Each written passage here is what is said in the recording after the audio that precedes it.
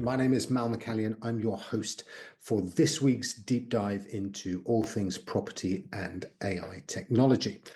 Now, it is a brand new year, 2025. Welcome to it. I hope you had amazing New Year's and indeed Christmases too. We've got a huge amount to catch up on and indeed to look forward to. Why don't we dive straight into our regular sections, the first of which is our property news.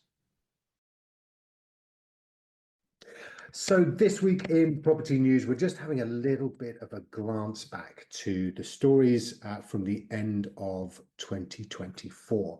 Now, one of the big fights going on, and I think it's going to be something that we come back to again and again this year, is the battle for second position between On the Market and CoStar and Zoopla. Okay, so On the Market being part of CoStar.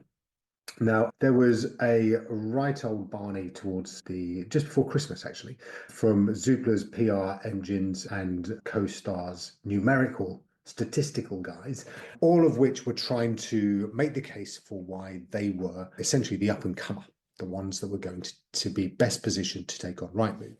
Now, the more cynical amongst you might look at Zoopla and say, we had a long old time to have a whack at that. How's that all working out? But similarly, you might look at CoStar and say, what actually happened in the year since you took over On the Market? If you listen to On the Market itself, what you will hear is that they have grown hugely.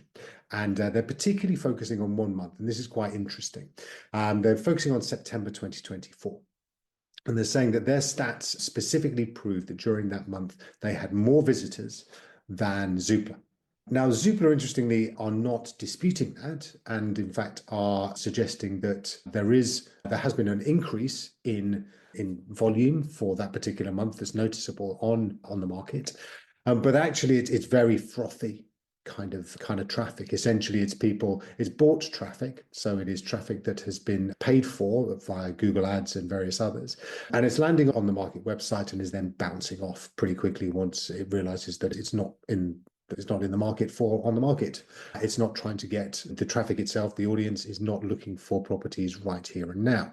And that, Zoopla says, contrasts with its stats and its traffic volumes, which they claim, dwell for longer. They do actually do searches that are going to result in leads to estate agents, and they point to their lead traffic and their lead generation as being something that clearly is, as they say, is better than On the Market.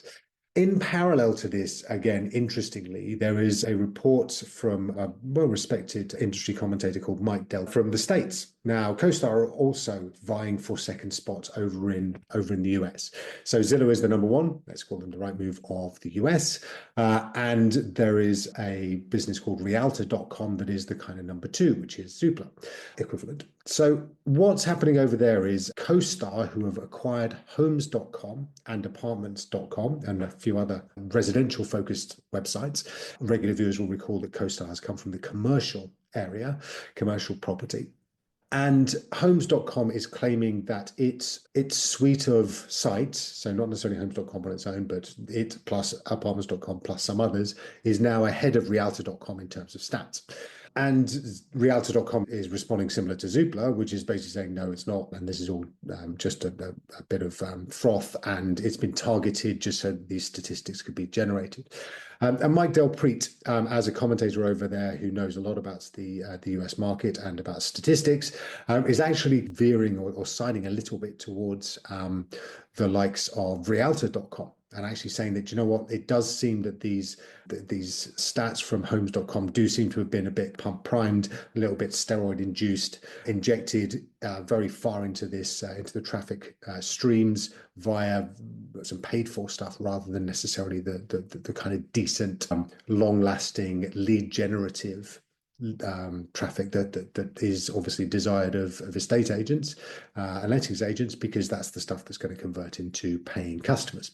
So I think that if I was the number three player, and I have been, and I was looking to get to number two, which was also part of my history, then there would be a really important and powerful driver for making sure that there was at least a period of time where my stats were looking like that they were heading north, right? That actually there was a good case to be made for us as the up and comer.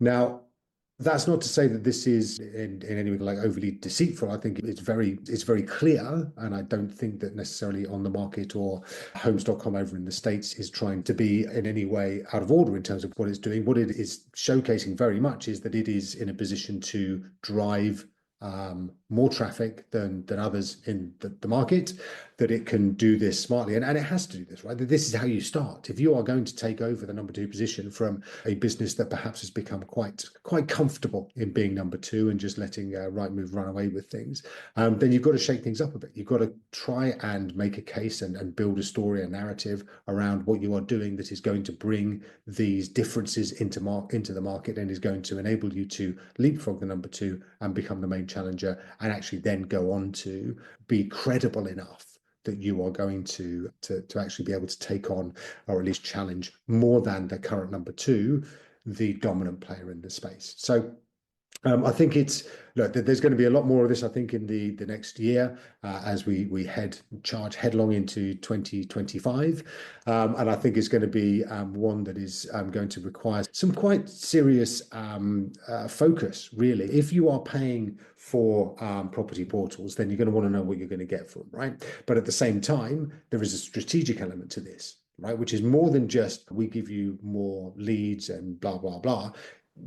Again, if you're looking at Zoopla, then they've been doing that for many years, and that's fine. But are they strategically going to be in a position to overhaul Rightmove 15 plus years after they started, when they are still trending quite far behind? So if you're thinking about strategically, where are you going to put your limited resources this year?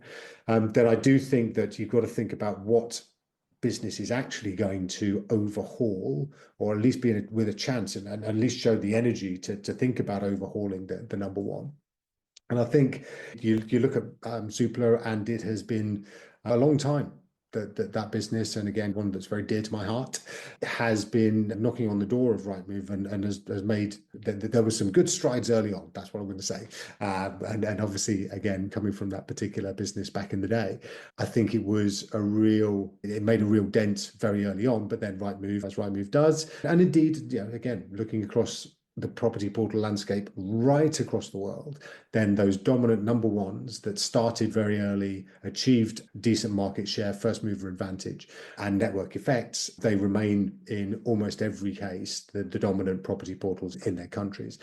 Rightmove has signaled its intent to increase its prices yet again, and I don't doubt that those that are in the property industry in the UK will either be receiving those meetings / notifications / conversations with their appropriate representatives of Rightmove, informing them of just how much those prices are going to go up this year. I think that is really where your focus needs to lie, almost more than the second and the third place kind of playoff battle fight, is what are you going to do about the fact that Rightmove is just going to come for all your cash, everything. They're going to take as much as they can. They're going to make you squeal, and they're going to continue to do it until you are really having to make decisions about whether you keep the heating on or not, or whether you're going to be able to afford any other property technology products, because Rightmove just essentially wants to grab all of your money and pour it all into their business so that they can then scoop it all out in shareholder value. And you've got to decide whether that's actually sustainable in the medium to long term. So I'd almost sit there and go, look, I'd rather look at these other two challenger portals, think about what they can give you, start to work on this property portal recovery plan that I keep talking about, which is essentially plan for the time that you can't afford Rightmove anymore. That may be now.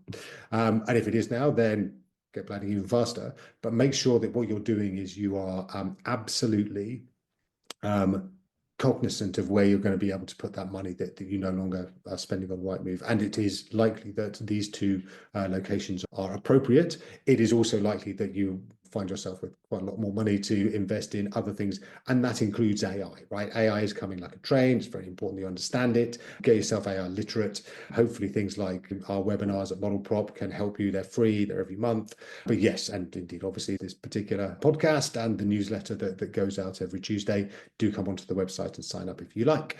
So look, this is going to be a really important year. Rightmove is going to continue to come and try and take as much money as possible from you. You need to be thinking about what that looks like going into 26, 27, 28, because it is not coming down. So start to get yourself set for that property portal recovery plan.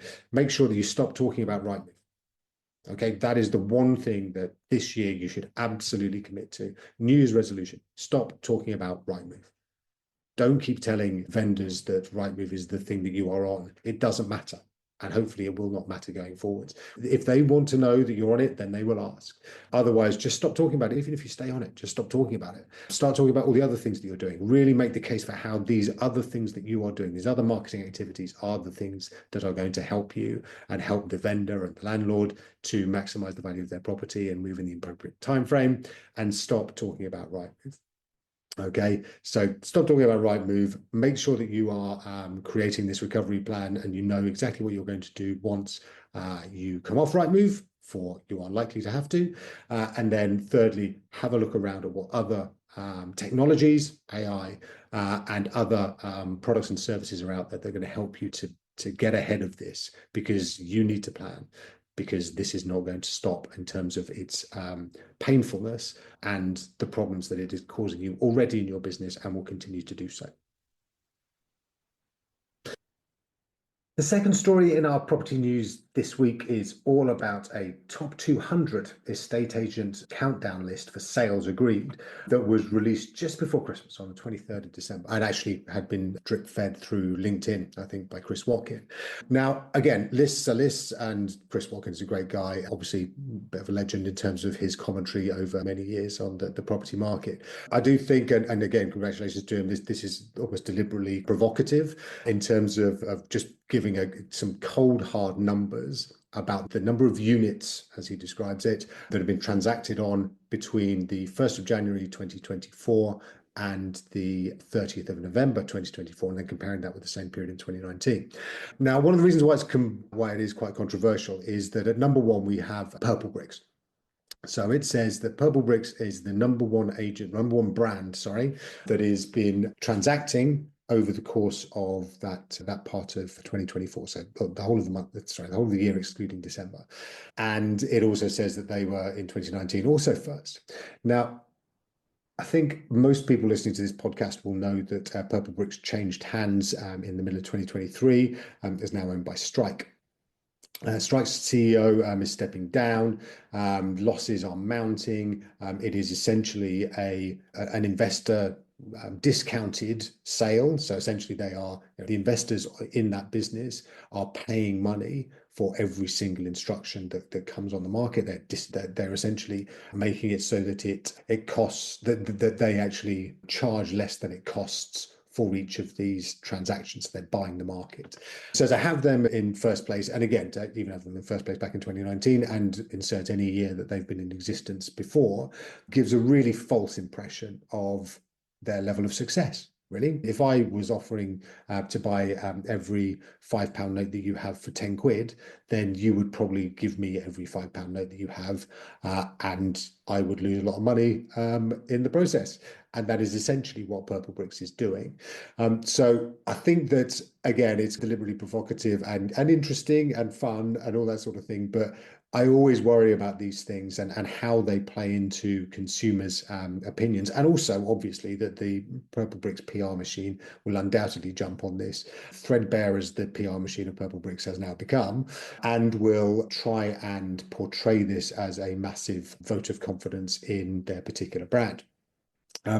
Again, regular listeners will know that back at the Esters, PurpleBricks was celebrating their victory as the gold in the Online Estate Agent of the Year award, which was contested by two, them and eMove. All right. Now, if you're going to talk about eMove as being the silver placed, and there was no bronze because nobody else was available or entered, then that really speaks volumes about how big a victory that was. However, PurpleBricks has been out there saying that this is an absolute vote of confidence in them as the best online estate agent in the UK. Again, it's par for the course, right? It's what people do. But I think that anybody who is up against PurpleBricks in any kind of competitive market or in any kind of vendor market appraisal situation, literally just sit there and make sure the vendor understands that essentially this is that they bought this place position in the market by spending another 20 odd million quid last year or the year before on, yes, buying the market, not worrying too much about how much it actually costs, but certainly just wanting to get to this sort of position on the charts. But yeah, look, I think it is highly misleading, and I think it is very challenging to decent agents, because again, they're not even an agent, right? That they are basically an online business that is promoting a lot of technical solutions to things that don't need technically solving. And just to clarify, I mean that they're not an agent in the traditional sense, in terms of they do not do all of the things that a high street agent would do as a matter of course. You can see on their website, they differentiate that the big headline, sell for free, the asterisk there covers a huge amount. It does such heavy lifting, because what you actually look for is when you see what they offer for that free, it doesn't include Rightmove, it doesn't include any specific or any much more in the way of marketing, because obviously it's free. So you can't get access to that sort of stuff if it's free. It's smoke and mirrors. This is a very difficult thing to articulate quickly for agents, and deliberately so from a PurpleBricks point of view. But yeah, look, it's a list. They are, yes, they haven't got there by accident. They've got there through the investor cash that they have funneled into this particular venture. I would think that in the next couple of years, that's likely to change, because even investors will start to get tired of just throwing good money after bad. And who knows how long that business has left to go. Again, losing its CEO that masterminded or oversaw the acquisition of PurpleBricks by Strike suggests that all is not well in that world. But again, we'll see how it all pans out in due course. Okay, we are into our third story about the property industry for this particular month, and we're just going to touch very quickly on what is likely to come down the track this year. So obviously one of the big things is the Angela Rayner and her determination to build more homes, and the resistance that is already building up to that. So I think it's going to be a really fascinating year from the perspective of how are they going to sidestep a lot of these obstacles. They're in every single community, in every single town, county of every single country in the UK, there is going to be resistance to the government putting properties in these locations, just as there is to them introducing kind of massive pylons that are going to bring clean energy from the North Sea. So it's going to be really interesting to see how that works out. I believe that we need more properties in this country, and I think that however they do and however close they get to the 1.5 million that they've been promising, I think it is only a good thing that they are starting to have this battle, because otherwise we will forever not build enough homes for the country. And we're already seeing just the craziness, and if you've got kids, I've got kids, how impossible it is for them to get onto the housing ladder.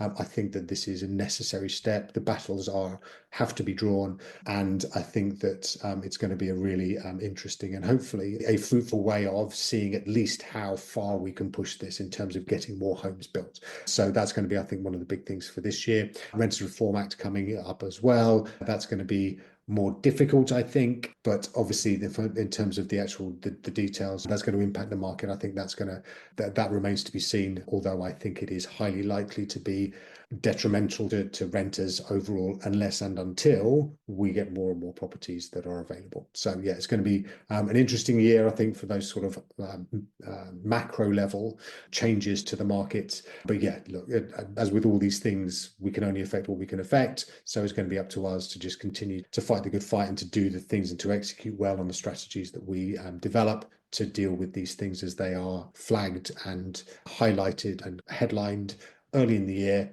And as we work through them throughout the year, it's going to be up to us to make do with what is delivered to us. But yes, I think it's going to be, somewhat challenging, because there's so much going on, so much change happening. So yeah, good luck to everybody out there. All right, we're into our AI news of the week. So this week, we're just going to catch up a little bit on what happened again in December. So December always seems to be a really manic month for AI. And we had ChatGPT, OpenAI's 12 Days of Shipmas, if anybody has been following that, which was 12 announcements that OpenAI made about AI over the run-up to Christmas. Google had some fun trying to basically spike its guns along the way, and that was quite entertaining, but they brought out some amazing stuff as well. So just to try and recap all of it in one, rather than necessarily going through our traditional sort of 3 stories. OpenAI released the biggest kind of story that they released was they released their O3 model, which is their reasoning, their most powerful reasoning model. What is a reasoning model and why is it different to our chat models? So reasoning models essentially have what they call a chain of thought. So it can show what it is thinking about, and it is trained to go back and really think deeply about what it is trying to do. Whereas your chat models, things like your ChatGPT 4 and things like that, they are essentially tasked with just continuing conversations. They're much more prediction engines. So they're just trying to predict the next word in a sentence and try and keep things very quick. The reasoning models think deeply, and these are going to be the sort of platform for the next generation of AI, and particularly generative AI, in terms of what we are going to be using it for. And it's this movement towards proper intelligence, real intelligence. To date, AI has found it difficult, or generative AI has found it difficult to have, for example, imagination. And that is what is being planned with these reasoning models, is that actually it becomes a platform for them to start to get a lot more creative, rather than just regurgitating a lot of the history or the right words to say that it knows are the right pattern for answers to questions. O3 is significant. It looks like it's going to be really good. It hasn't been released to general public yet, but it will be soon. The previous model O is out there and it's pretty good. But I'd highly recommend you have a little play around with it if you can, because it shows the start of this reasoning, and it can help you. For example, if you're thinking about what's my strategy for 2025, you can actually use O1 to start doing that. And I'd really recommend that's somewhere that you start this year, even to just bounce off the plans that you've already made, just to see what O1 thinks of it, because that reasoning engine is really powerful. So alongside O3, we also had Google releasing a variety of different, at the start of its reasoning model called Deep Research, and it's also going to be really quite good. It's only open to a relative few people right now. They're playing a bit of catch up, as Google has often been over the last sort of 2-3 years. But it is a very, for all reports say it's great. And you'd expect that from Google, who've been working with Google. DeepMind has been a business that they acquired back in 2014, I think. So they've been working on this sort of deep thinking for a long time. That's really good. But also have a look at Google Gemini 2.0. Now, this is going back to the more conversational, the generative AI, the chatbots, because Google Gemini 2 is really good. And surprisingly so, because Google has spent so long playing catch up and being quite awful at it. If you think back to Bard, which came out in 2023, and that kind of was just so embarrassing. And then they launched their image platform that would reimagine the founding fathers of the US as Native Americans, and various other what was inevitably deemed woke kind of imagery. So they had to pull that, and then they've tied themselves up in knots. And for a business of their size and their data depth, it was really almost excruciating to watch. But now they seem to have got their stuff together. As I say, Gemini 2.0 looks really good. And I'd recommend as well the voice stuff that they do with Gemini. So you can download it onto your phone, have it as an app, and you can chat to it. And that's really interesting. And I'd then compare that with ChatGPT as well. Make sure that you have an understanding of the difference between the two. But yes, it's been a very important month or so in AI. And that's just on the generative sort of text side. The other thing that has really kicked on is the text to video space. Now, OpenAI, is one of their days of shipmas, it launched finally Sora, Sora AI, which is their text to video model. Now, we've been waiting for this since about February, where they announced it, and it was absolutely mind-blowing. And they showcased some of these different creations that they'd made, and everyone was just freaking out about how great it was. Some 8 months later, it's finally been launched, and almost embarrassingly, it's been overtaken by a number of other products and a number of other kind of services from different providers. Runways is great. Runway ML. They've got various products and services out there that are really great, and we use them here at ModelProp quite a lot. Then Google has launched VEO, VEO. It's number 2, which again is mind-blowingly awesome and better, I'd say, than Sora. And there's various things. Picker Labs has also brought out its most recent one, which has some amazing stuff about scene ingredients, where you can essentially give 2 images to it and get them to merge them together. It's incredible. It's amazing. And some of the adverts that it does are just incredible. So what they're bringing down is like some really amazing stuff. Go have a look at all of these different videos, text to videos, or at least think about how you might be using them. Now, one of the things that I think is very true is that the actual business use cases for these is still a little bit sketchy. Whilst we've developed a number of different ways of using it within our processes and flows, I think that for a kind of direct way of building a video out of text, it's not yet ready for brand advertising, for example. It doesn't quite give that believability to enable you to just say to VO or to Picker that actually this is what I want a video on this, please produce it, and then you can use that as an advert. It's not quite there yet, but it will get better and better over time. So I would encourage you to keep an eye on the space. Obviously, we'll help you and keep talking about it. But yes, there's a lot going on in that space, and it looks very, very exciting. So that is our AI news for this week. Just time to talk about our tool of the week.